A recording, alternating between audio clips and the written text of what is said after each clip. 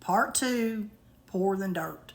So my parents did come back to our little hometown, and I was born there, okay? But the moving started again after I was born, because I remember living in so many different places or living with family members or whatever growing up. It's funny what you can remember once you become an adult and you start thinking back over your childhood. I mean, I remember living in Texas.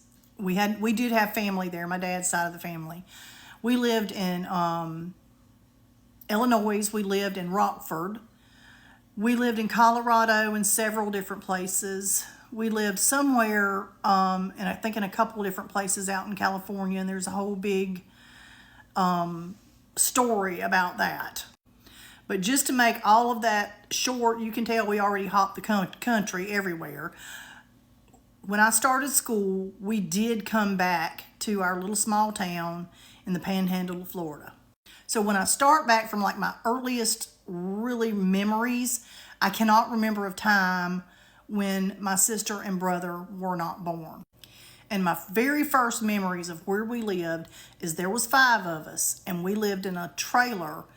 I think my mama says it was like a 12 by 30, or maybe she said 30 or 40. I don't know, but it was not any longer than a 40.